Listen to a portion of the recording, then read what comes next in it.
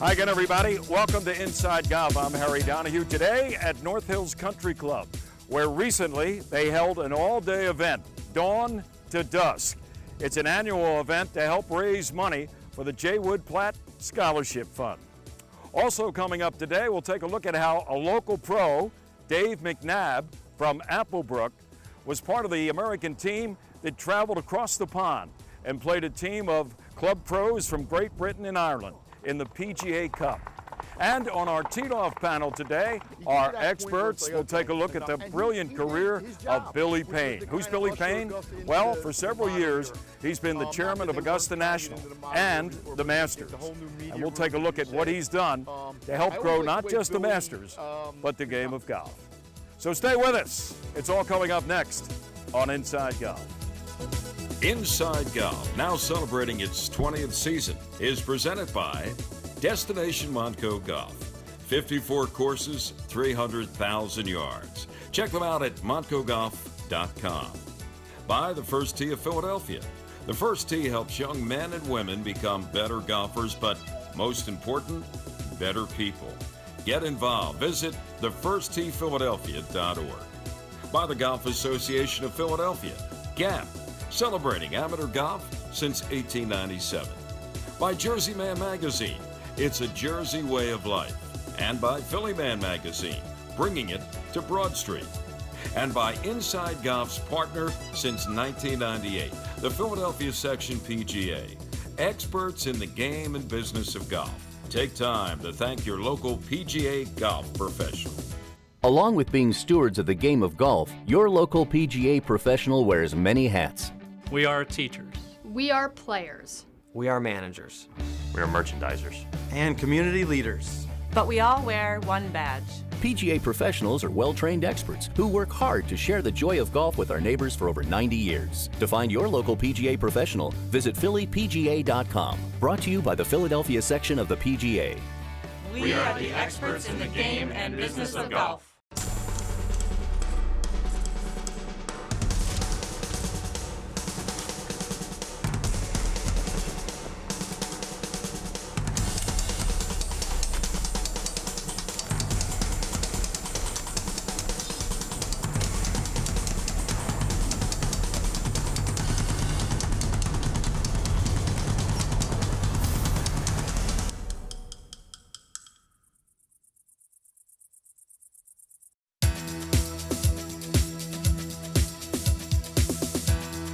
Welcome back to Inside Golf. I mentioned during our open, we're here at North Hills, where recently they held an all-day affair.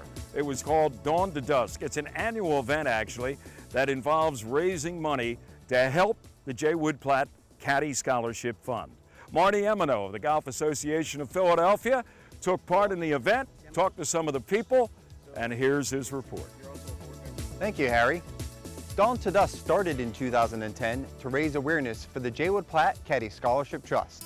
The annual golf marathon has grown into the largest one-day fundraiser for Philadelphia's true golf charity. North Hills Country Club graciously hosted the Platt's 8th Dawn to Dusk golf marathon in late August. The intent? Play golf from sunrise to sunset, all in the name of helping caddies attain a higher education. We have all ages participating in this event. We've got teenagers, we have senior citizens, we've got golf pros, assistant pros. We have many people who give to the event who aren't even golfers. But what they do is they understand the cause that we're trying to raise money to help send young men and women to college so that it's more affordable, so they don't have the debt load that others have because they have invested their time and energy in becoming golf caddies. I don't think I've ever had to move for him. Well, I think when you caddy, you get a sense of sportsmanship, and you learn respect for not only the game, but your fellow peers and people you're playing with. You know, at the end of a round, when you remove your hat and you shake your hands, whether you're a caddy or a player, people are respectful of one another, and I think that shows a big part of the game of golf. This year, 21 Golf Association of Philadelphia member clubs took part. Back again was Stonewall and its GM, Paul Maurer. Stonewall is one of 4 member clubs who have played in all 8 editions, joining Lanark, Applebrook, and Sandy Run. Maurer himself, a former Platt Caddy Scholarship Award recipient, has played in 7 D2D marathons. It's a great way to grow up. I mean, it's just, you meet so many great people. and I thought I could how to give back. So for the last 7 or 8 years, I've been here doing this, the Dawn to Dusk Challenge, and I'm proud of the fact that the Stonewall membership is so supportive of me and of the Trust. We're proud of the caddies that have graduated from school that have received money from the Trust. It's just a great organization, and I believe in the Trust. I really do. Not even a total solar eclipse could slow down Jaywood Platt supporters from raising funds. Some ran, some took a cart, and some, like John Boyce of Host North Hills, took the conventional approach, walking and carrying his own bag. So tell us your goal here today. How many holes are you guys looking to play here? Well, the goal was 90 holes, but that seems like a pipe dream right about now. But we'll see. We're 45 holes in. Got a lot of the day left, but looking forward to lunch. You know, usually we walk and have a caddy, and well, I appreciate my caddying days a lot more now. You know, kids nowadays graduate with $80,000, $90,000 in debt, and you can get $10,000 a year caddying for Jaywood Platt. I mean, it's great. And, you know, it made such a big difference in my life. I wanted to participate. And I thought it'd be pretty cool as our home course to walk and see how many holes we can get in. One of the exciting new partnerships that we started a number of years ago is with the Evans Scholars Foundation based in Chicago.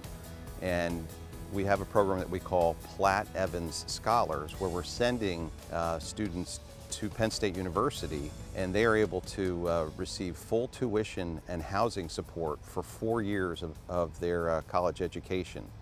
Our goal is to grow to have 20 of our Platt Evans Scholars at Penn State each and every year. It's a very exciting enhancement, and we're thankful for this 50-50 partnership with the Evans. When the day was over, more than $230,000 was raised, the second highest total in the event's history. Teams played more than 3,500 total holes. In all, Dawn to Dusk has raised more than $1.66 million in its 8 years of existence. Money that is directly awarded to caddies in pursuit of a college degree. The Jaywood Platt Caddy Scholarship Trust is one of the largest charities of its kind in the country, and its history is indicative of the power of its future, in that we see more and more need thanks to how much college and higher education costs. We live in this wonderful country, and so many of us are thankful for the help of other Americans to grow, to have a wonderful life, and to become leaders in our community. Jaywood Platt believed in that concept. We continue to support that with all of our fundraising efforts to give them all a chance to have a successful life. Financially, this has been an incredible blessing for me. I've had well into 5 figures worth of loans that I don't have to take out now because of the Jaywood Platt Caddy Scholarship. And that's been an incredible help to me. It means I don't need to take out another job when I'm in college. It means I can focus on my studies. It's just been, I can't emphasize how much of a financial help it's been to me throughout college. Dawn to Dusk is doing exactly what its namesake Jaywood Platt wanted when he founded the scholarship in 1958, giving them all a chance. For the Golf Association of Philadelphia, I'm Marty Emino. Thanks, Marty. Stay with us. More to come here at Inside Golf. Up next, we'll take a look at what Dave McNabb of Applebrook was doing when he went across the pond to Surrey, England, and represented the U.S. in a big match against Great Britain and Ireland. Success requires hard work. No way around it. Realize timing is key. Be willing to push yourself. Stay in control. Trust technology to support you. My father once said, "Doesn't matter what you do in life, just be the best at it."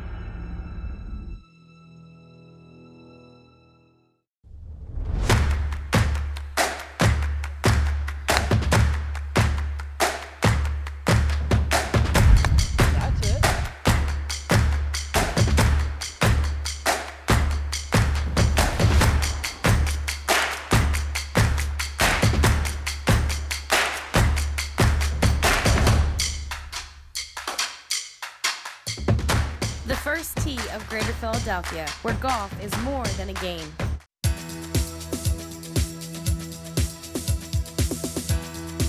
And welcome back to Inside Golf. You know, the Philadelphia section of the PGA of America has a history of some great golfers. One of them, of more recent lore, is Dave McNabb. Dave is the head pro at Applebrook. He's been on the show several times. He's competed in the PGA Championship. Also, he's competed in the Club Pro Championship. Well, recently, he went to Surrey, England. He was part of the American team in an international event. And the anticipation was palpable as the flags were raised at the opening ceremony of the 28th PGA Cup. The curtain Teams from the United States and Great Britain and Ireland competed for the 28th PGA Cup at the Fox Hills Club and Resort in Ottershaw, Surrey, England. And a local Philly pro from Applebrook, Dave McNabb, earned the right to be part of that 10-member U.S. team. His selection was determined over a 2-year point system based on performances in the 2016 and 2017 PGA Professional National Championships and other PGA events. The PGA Cup is the premier international competition for PGA club professionals. Earlier this year, Dave earned valuable points as the runner-up for the PGA Professional Championship. That was held in June in Sun River, Oregon. He fired a 369 to force a playoff, but lost on the second sudden death hole. He finished the 72-hole event at 4 under. His finish qualified him for his third PGA Championship. That was played in August at Quail Hollow in Charlotte, North Carolina.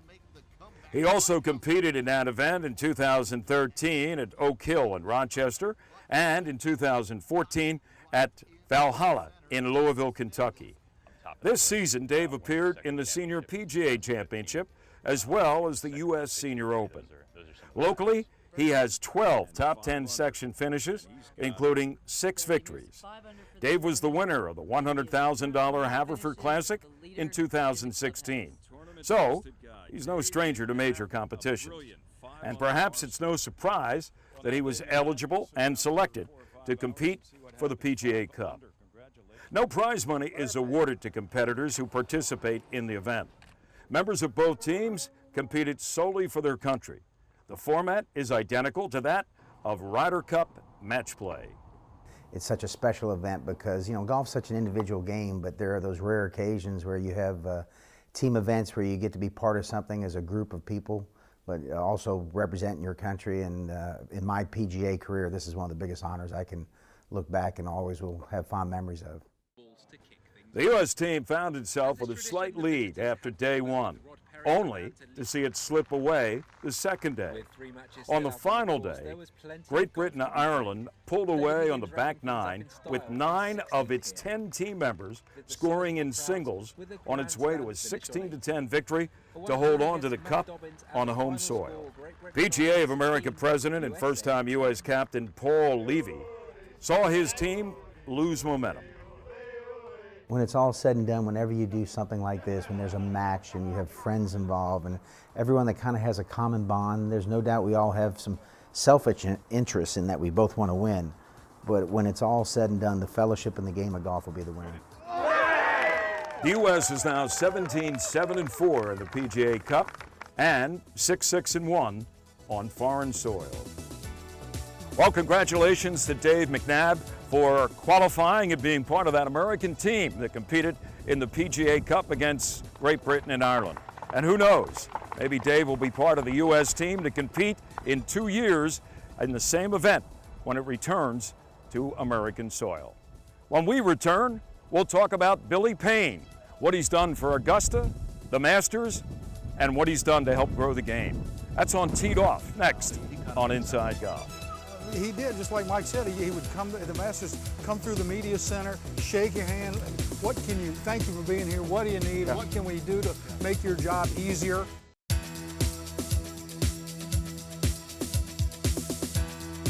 Welcome back. Inside Golf continues with our Teed Off panel from Montgomery County and the beautiful Blue Bell Inn.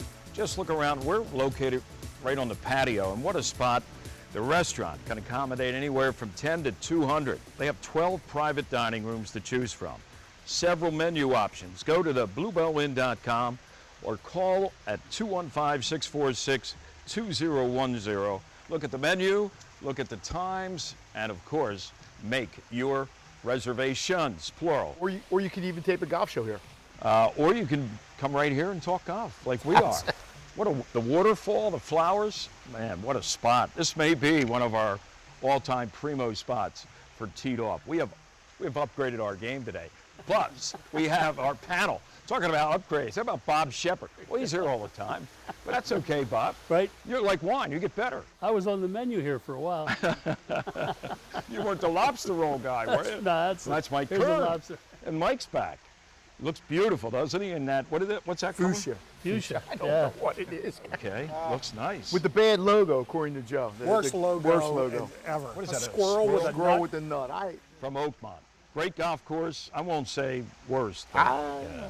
And Joe Logan, myphillygolf.com. He writes all things golf. Local, national, international. It's a great read with Interplanetary. myphillygolf.com. All right, gentlemen. Recently we heard that Billy Payne, a lot of people, if you keep up with golf, you know the name. Chairman of Augusta National, chairman of the Masters Tournament, has been in that position for more than a decade. Ran the '96 Olympics. In Atlanta. Good football player in his day at the University of Georgia, and great personality. Love what he did with the Arnold and Jack and Gary. Knows how to make money. Murray tee shot. But Mike, and you can vouch for this because you've been there to see the improvements they've made almost every year, someplace, including the media room this past year. Yep. Unbelievable what Billy, he takes money and puts it back into the place. I didn't get to see the media room this year because my Augusta days are probably whatever because the business has changed. But 10 years is it's like being the Notre Dame football coach. There's kind of you get to that point where it's like, okay, enough. And he did his job, which was to kind of usher Augusta into the modern era. Not that they weren't trying to get into the modern era before, but the whole new media room, as you said. I always liked the way Billy conducted himself. Female members? He had the authority, but he didn't like throw it down your throat.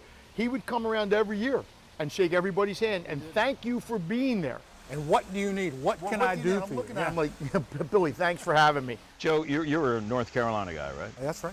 Billy Payne, a little farther south in Georgia. But they talk about Southern charm and hospitality. He kind of exemplified it, didn't he? He did, just like Mike said. He would come, the Masters, come through the media center, shake your hand. Thank you for being here. What do you need? Yeah. What can we do to make your job easier? And they did every year. They do something to make it a little bit easier. He's had really a remarkable run in a lot of ways. The one thing he hasn't done that was going on a lot earlier was change the golf course. He pretty much left it the way it was. The one thing he's done now, they just bought that property adjacent to the 13th Augusta Golf Club, yeah. Yep, they're going to use that. Why would you want to change Augusta that much? You know, Augusta's okay. You're playing with perfection here. Yeah. Bobby, we're talking about what Billy Payne meant. He grew the game of golf in his own little backyard, which was a big backyard.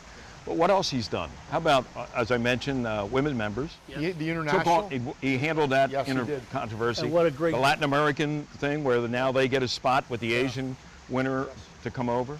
And one of the great, I think, contributions that will go on for a long time is the chip, putt, and drive. Pass and kick of golf.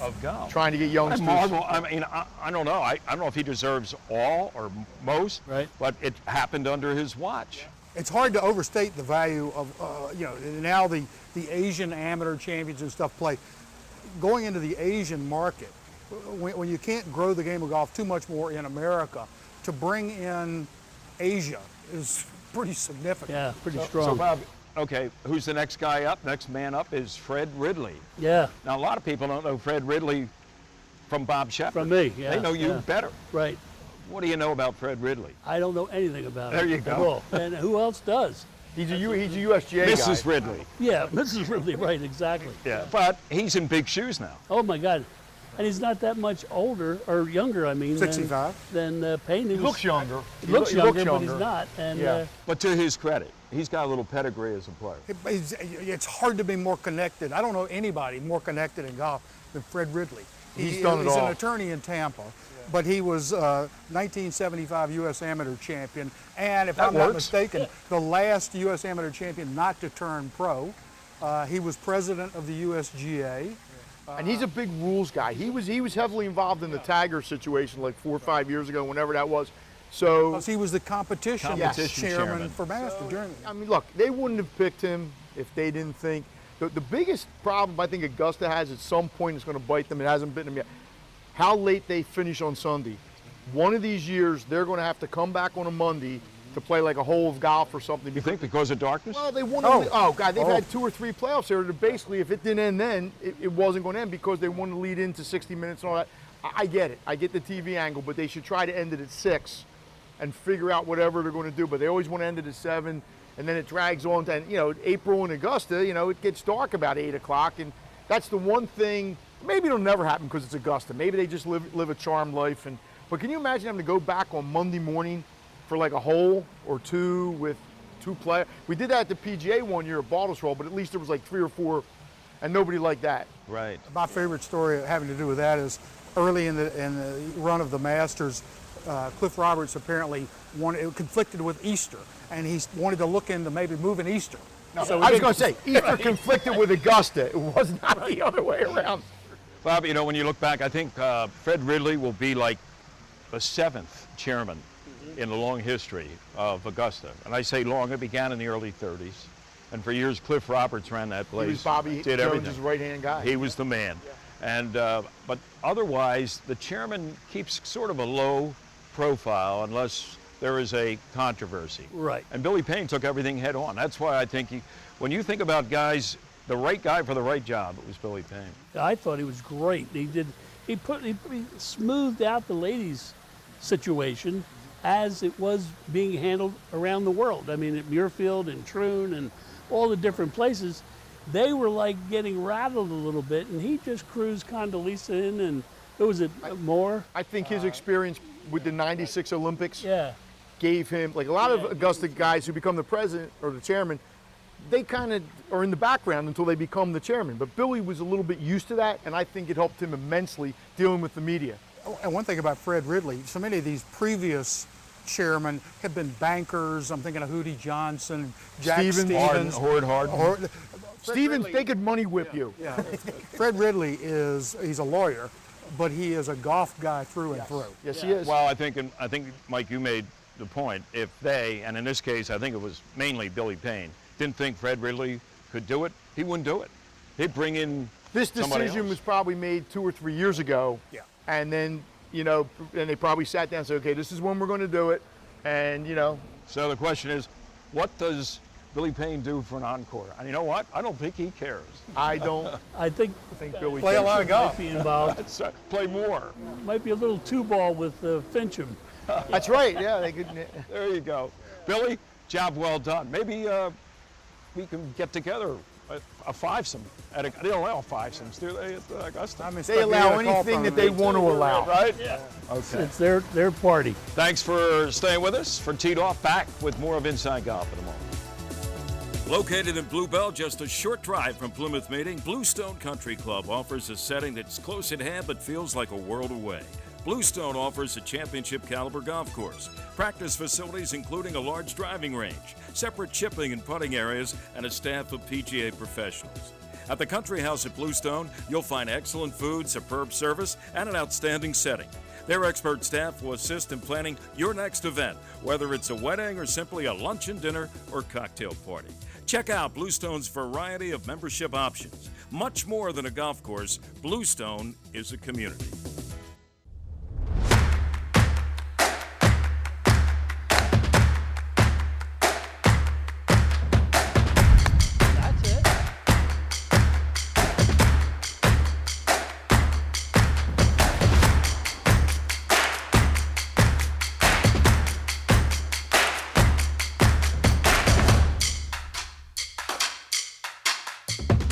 The first tee of Greater Philadelphia, where golf is more than a game. Hey viewers of Inside Golf, have you heard about Jersey Man and Philly Man magazine? Published by ex-Eagles and Philadelphia Stars tight end Ken Dunnick, these magazines offer the very best in content on subjects of interest to men. Writers include Glenn Macnell, Bill Line, and George Anastasia. And you can increase your business by attending our monthly private parties as an advertiser. Call 856-912-4007 or email ken@jerseymanmagazine.com for more information. Along with being stewards of the game of golf, your local PGA professional wears many hats. We are teachers. We are players. We are managers. We are merchandisers. And community leaders. But we all wear one badge.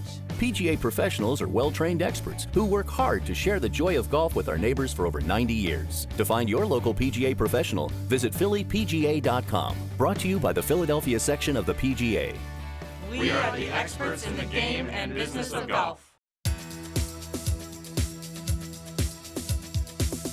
Well, that's going to do it for this week's edition of Inside Golf. Coming up in the weeks ahead, we'll take a look back at the recent Philadelphia Section Championship. That was held at Burlington Country Club. Also, we'll have a Junior League event at Ledge Rock. And we'll return to Bucks County to Lookaway, where every year in the fall, they hold a tournament among members to help raise money for cancer research at Children's Hospital of Philadelphia. It's the Renk Foundation Tournament, and it's one that we enjoy getting involved in and one you'll enjoy watching. I'm Harry Donahue. Remember, no matter how bad it's going for you out there, don't pick up, and we'll see you next time on Inside Golf. Inside Golf, now celebrating its 20th season, is presented by Destination Montco Golf. 54 courses, 300,000 yards. Check them out at montcogolf.com. By the First Tee of Philadelphia. The First Tee helps young men and women become better golfers, but most important, better people. Get involved. Visit thefirstteephiladelphia.org. By the Golf Association of Philadelphia. GAP, celebrating amateur golf since 1897. By Jersey Man Magazine. It's a Jersey way of life. And by Philly Man Magazine, bringing it to Broad Street. And by Inside Golf's partner since 1998, the Philadelphia Section PGA. Experts in the game and business of golf. Take time to thank your local PGA golf professional.